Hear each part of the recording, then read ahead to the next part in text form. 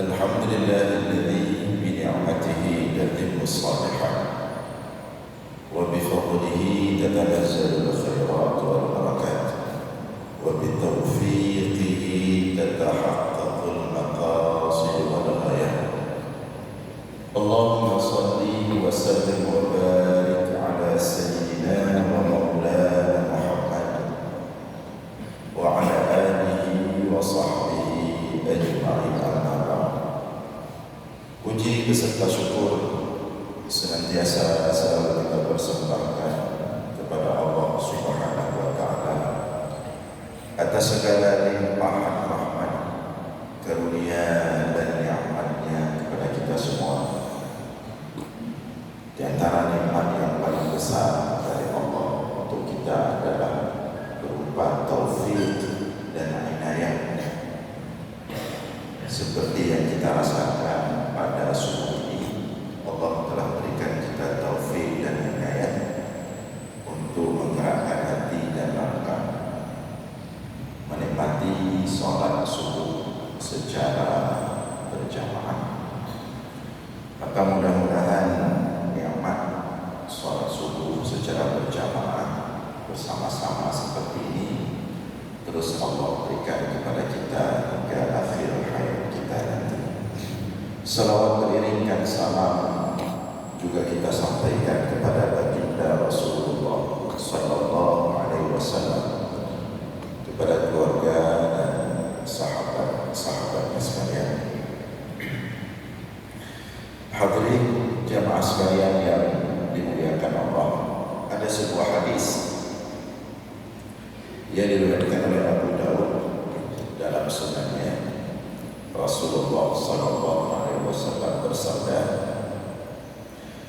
"Ana za'imun bi baitin fi rabadil jannah liman taraka al-mira walau kana muhiqqa wa bi baitin fi wasatil jannah liman taraka al-kadhiba walau kana maziha wa bi baitin fi a'la al-jannah liman hasuna khuluquhu aw liman hassana khuluquhu." Ana za'imun fi baitin fil jannah fi rabadil jannah liman taraka al-mira walau kana muhiqqa. Aku, kata Rasulullah, akan menjamin satu istana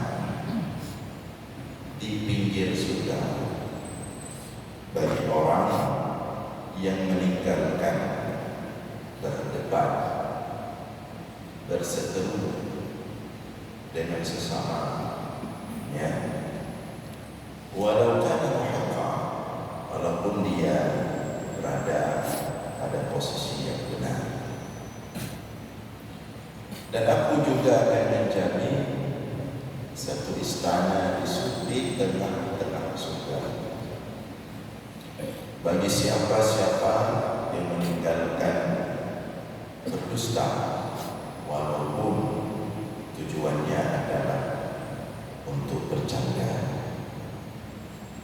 Dan aku akan menjamin satu istana di surga paling tinggi, fi a'lal jannah. Aku akan menjamin satu istana di surga paling tinggi bagi liman hasuna khuluquhu, bagi orang yang bagus akhlaknya, atau liman hassana khuluquhu, bagi orang yang terus berusaha mempercantik, memperindah akhlaknya.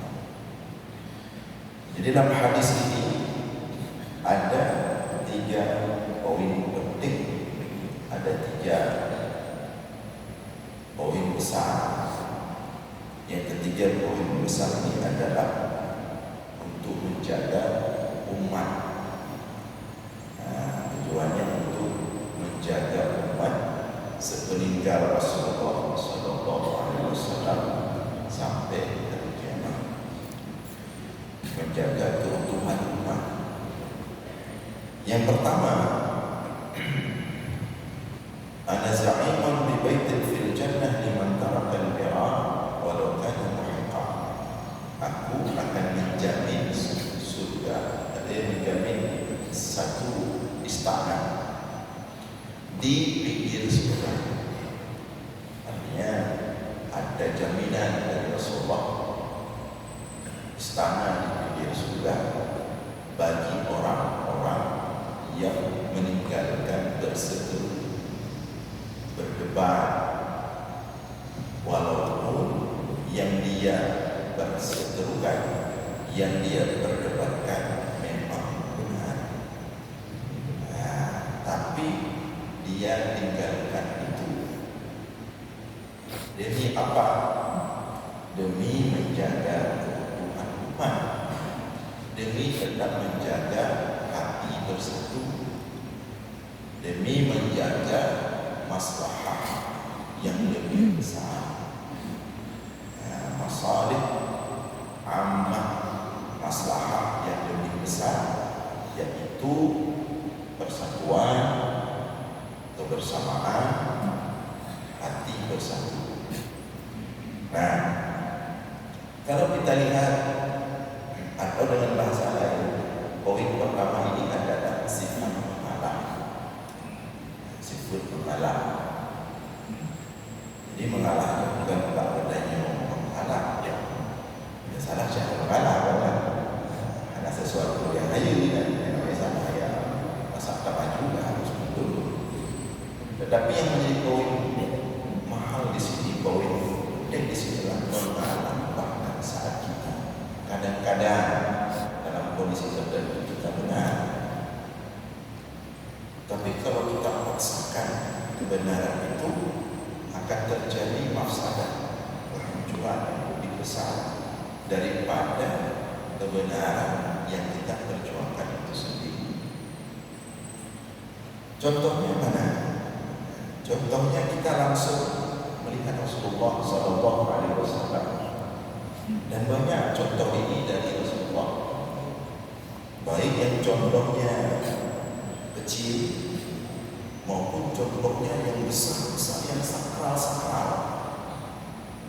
Baik dalam hal Rasulullah meninggalkan kebenaran-kebenaran kecil demi mengutamakan umat bersatu, atau dalam hal Rasulullah meninggalkan bahkan kebenaran-kebenaran yang itu sangat sakral demi jadi umat tak bersatu, harus bersama, harus bersatu. Dari antara contohnya, ini mudah-mudahan kita simak bersama. Hadis ini dalam Sahih Bukhari, ya, itu bisa dicek. Jadi Rasulullah mengatakan kepada Aisyah suatu hari, ya Aisyah, lauda anna qaumaka hadithu ahdin bi kufrin lanaqadtul Ka'bah wa banaytuha ala qawaid Ibrahim wa ja'altuha babaini, baban lil-dukhul wa baban lil-khuruj. Jadi Rasulullah mengatakan kepada Aisyah, wahai Aisyah, kalau bukan karena kaummu, karena kaummu di sini umat Islam dari Mekah, kalau bukan karena kaum umat Islam dari yang di Mekah ini, hadithu ahdin bi kufri, baru saja selamat dari kekufuran, masih dekat dengan, belum jauh daripada kekufuran, baru Islam ini masih belum jauh dari kekufuran, artinya belum terlalu kokoh, belum terlalu kuat keislamannya. Jadi wahai Aisyah, kalau bukan karena kaum hadir umat Islam di Mekah ini baru-baru saja berpindah dari kekafiran kepada keislaman, maka akan kuhancurkan Ka'bah itu, akan kuhancurkan Ka'bah itu, kemudian akan aku bangun balik Ka'bah itu sesuai dengan bangunan yang dibangun oleh Nabi Ibrahim. Kemudian akan aku jadikan Ka'bah itu 2 pintu, sebagaimana dulu dasarnya 2 pintu. Baban lil dukhul, 1 pintu untuk masuk, 1 pintu untuk keluar. Itu kata Rasulullah kepada Aisyah. Konteksnya apa Rasulullah mengatakan seperti itu kepada Aisyah? Karena ada masa jahiliyah, belum Rasulullah masih muda, masih remaja, belum datang Islam, belum menjadi Rasul. Itu pada masa jahiliyah Ka'bah pernah dibangun ulang. Ka'bah dan hari ini juga umat Islam. Ka'bah itu pernah dibangun ulang pada masa jahiliyah. Karena waktu itu Ka'bah karena beberapa kali peristiwa banjir besar, kemudian juga ada yang membakarnya, jadi dia mulai rapuh, maka dibangun ulang oleh orang jahiliyah. Dan juga baru bisa lihat sejarah pembangunan Ka'bah pada masa jahiliyah itu sejarah bagus dan secara tipis-tipis sudah pernah kita sampaikan dalam beberapa ceramah-ceramah dulu, ya. Itu bagus sejarah. Itu dilihat dalam sirah Nabawiyah bagaimana orang jahiliyah membangun Ka'bah ulang. Karena nanti bisa jadi contoh juga untuk pembangunan kita membangun masjid hari ini, ya. Jadi ketika orang jahiliyah dulu membangun Ka'bah balik, apa yang terjadi setelah pembangunan balik? Ternyata tidak sama seperti bangunan dasar yang dibangun oleh Nabi Ibrahim. Di mana ketidaksamaannya? Pertama, Hijr Ismail tidak lagi masuk ke dalam Ka'bah. Jadi Hijr Ismail di luar, seperti yang kita saksikan sekarang. Hijr Ismail di luar, Hijr Ismail tidak dalam dinding Ka'bah, kedua lagi orang. Jadi Ka'bahnya lebih panjang macam tu, menutupi termasuk Hijr Ismail. Menutupi lagi Ka'bah, Ka'bah.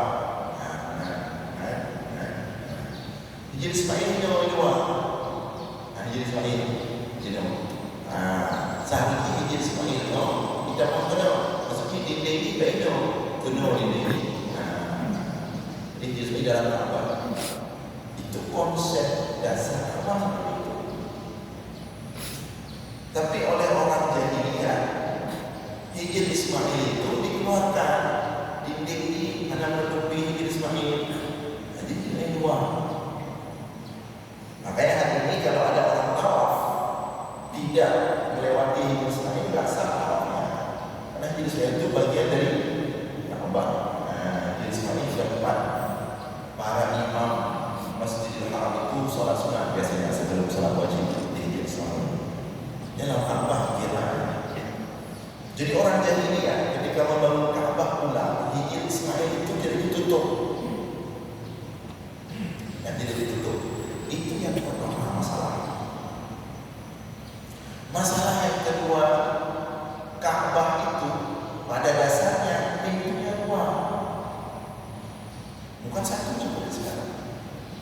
Pintu Ka'bah itu dua. Ada pintu masuk, ada pintu keluar. Itu Ka'bah. Cuma oleh orang jahiliyah dibuat pintu itu jadi satu dan ditinggikan.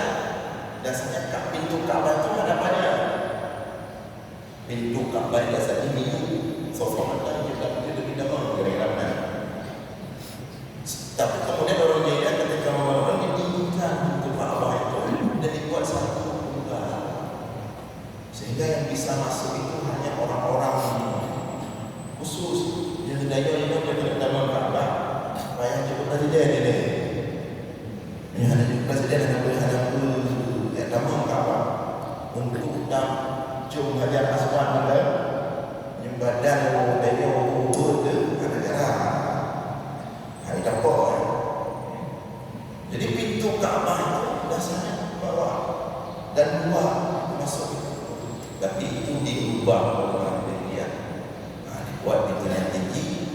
satu. Nah, jadi ketika pembangunan ulang, beginilah kondisinya. Pintunya jadi satu, Hijr Ismailnya menjadi di luar, tidak ditutupi dengan dinding Ka'bah.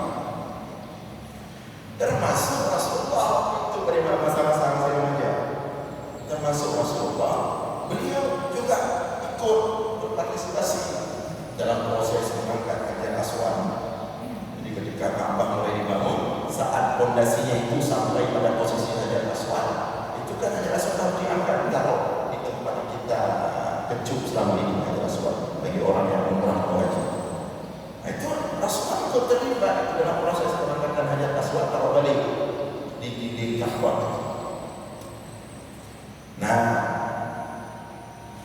ada alasan yang bisa diterima. Sebenarnya ada alasan yang bisa diterima. Kenapa Hijr Ismail kemudian di bagian luar? Orang Jahiliyah punya alasan. Karena waktu itu setelah dikumpulkan dana anggaran untuk pembangunan balik Ka'bah tidak cukup uangnya. Antipek. Nah, untuk Antipek tidak cukup uang halal. Karena orang Jahiliyah meskipun mereka Jahiliyah, Ka'bah itu harus murni 100% uang halal. Tidak boleh di luar uang halal. Jadi setiap orang sumbang itu betul-betul diverifikasi dulu. Ini modelnya kalau dari perang, kalau dari darah-darah, dari diterima. Kalau dari mabuk-mabuk diterima. Kalau dari prostitusi diterima. Itu uang halal. Mungkin orangnya menyenang wajah Jahiliyah itu ke masjid, awalnya hari ini proposal pemerintah karena bagi-bagi persen tidak murni. Begitulah kira-kira. Jadi karena tidak cukup uang halal, maka Hijr Ismail dibuat. Rasulullah apakah setuju dengan itu? Tidak setuju. Tidak setuju Rasulullah. Cuma ada yang pegang-pegang. Yang jadi pegang Pak Kominyo. Ada yang pegang-pegang, ada setuju itu. Nanti boleh ada nama jiwanya ini lah. Nanti mudah-mudah. Apakah Rasulullah setuju dengan hasil pembangunan Ka'bah oleh orang Jahiliyah itu? Tidak setuju. Cuma ada yang pegang-pegang. Sampai wafat Rasulullah tidak pernah menyampaikan secara terbuka. Padahal itu masalah sakral, masalah Ka'bah, rumah Allah pertama di muka bumi, kiblat seluruh umat Islam. Adakah persoalan hari ini yang lebih besar adalah persoalan Ka'bah? Secara simbol keagamaan yang lebih besar dari Ka'bah perkara. Beda masalah dengan orang dalam penghormatan dan soalan Ka'bah. Tapi Rasulullah tak mau ngomong. Anak padahalnya belum Nabi Ibrahim mau memangnya. Ini pun hadis ini cuma berpegang pada Aisyah, bahunya mendengar. Dan Aisyah pun kadang-kadang kalau kita lihat dalam kondisi syarahan hadis ini asbabulnya, kalau kita lihat itu Aisyah pun kalau tidak ditanya dia tak akan ngomong. Jadi datang hadis ini Aisyah menyampaikan hadis ini karena ada yang bertanya Aisyah dulu bagaimana Ka'bah itu bersama semua. Kemudian pada masa Ibnu Zubair kan beliau mencoba berubah balik. Maka ada sahabat tanya kepada Rasulullah, apa yang kau tahu tentang Ka'bah itu? Apakah Rasulullah pernah berbicara khusus tentang Ka'bah? Baru disampaikan oleh Aisyah.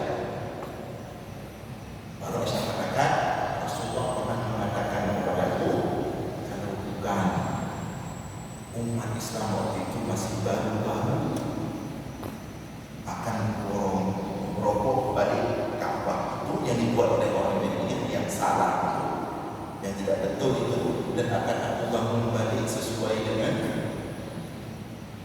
bangunan yang dibangun oleh Nabi Ibrahim. Baru kata aku coba bayangkan. Di sini Rasulullah mengajarkan kita bagaimana dia itu mengalah.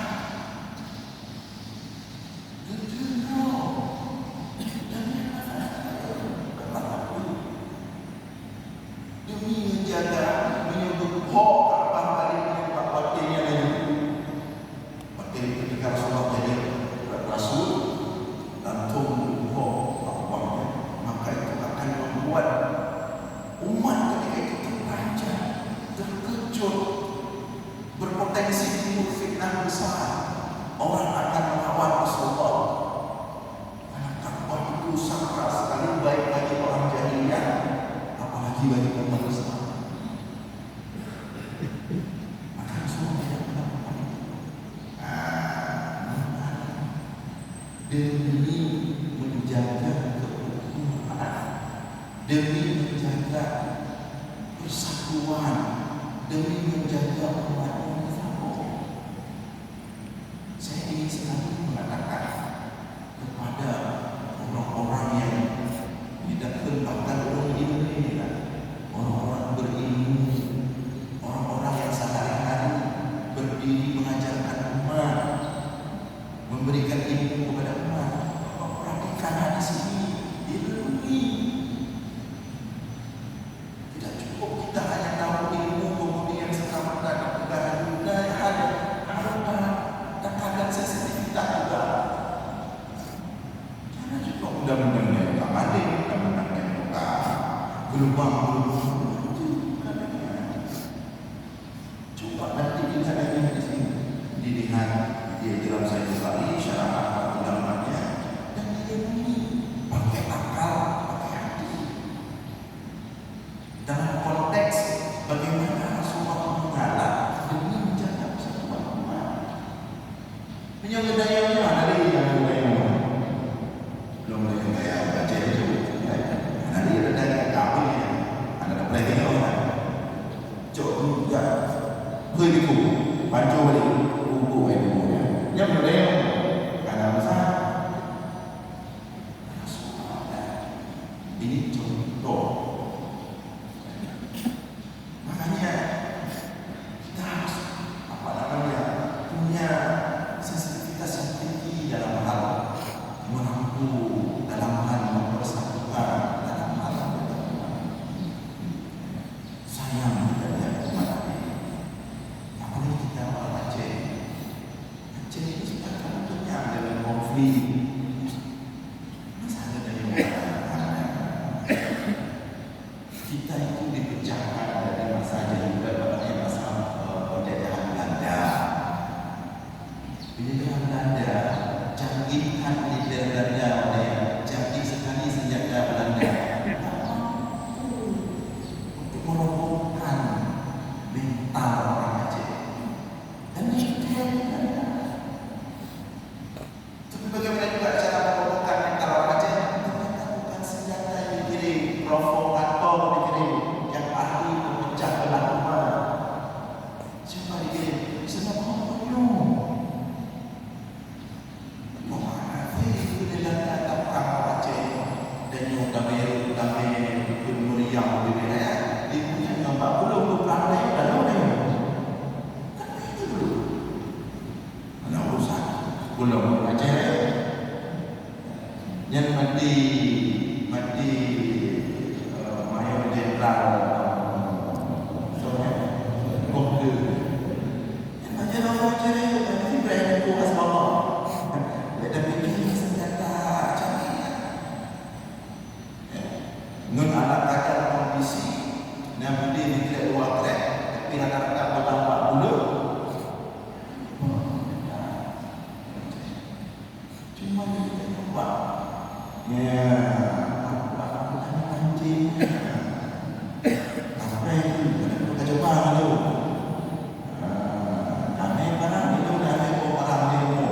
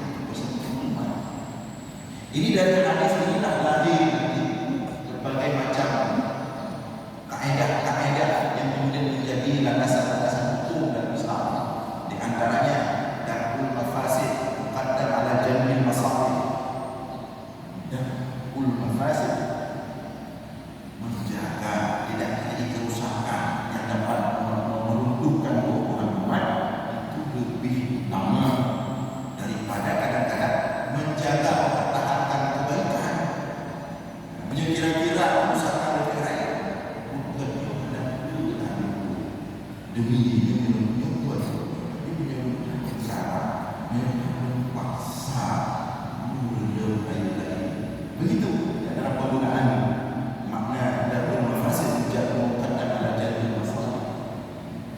Dan itu kita pakai juga dalam kehidupan kita sehari-hari, dalam rumah tangga, dalam kehidupan sosial. Kita pakai masalah. Ada rumah tangga misalnya, kalau baju suami istri pakai kaedah ini. Ini memang kita kena yang lama.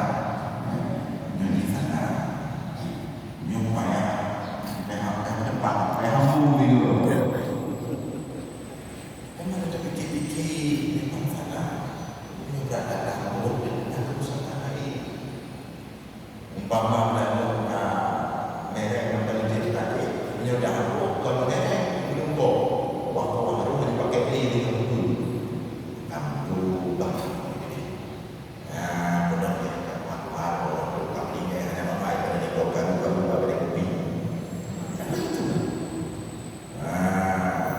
kita pakai sistem ini menjaga masalah lebih besar dalam pergaulan dan demikian juga dalam persahabatan, apalagi dalam mengelola umat seperti kita katakan tadi, dengan ustaz, ulama. Ini perkara yang perlu sampaikan. Nyok yang betul harus kita tegakkan. Begini, ini mana kebenaran. Tapi ini kita sampaikan di kampung nyok dengan kondisi rumah, amanah-amanah, berkah. Ini kita sampaikan hal ini walaupun betul bisa menimbulkan fitnah. Tidak membahas lain. Di ulang jangan sampai masyarakat di suatu tempat sudah enak-enak, sudah sama-sama bersatu. Kita tunggu ini akan menceramah hari ini, subuh ini adalah lengkap guru kita al-Mukarram Ustaz Din Al-Jubawiyah misalnya. Itu sudah sekarang.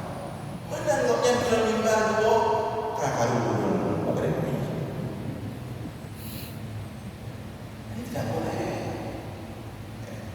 Hati-hati betul diperhatikan ini. Seperti kita tekankan tadi. Dan dalam konteks ini juga lihatlah tentang masalah umat.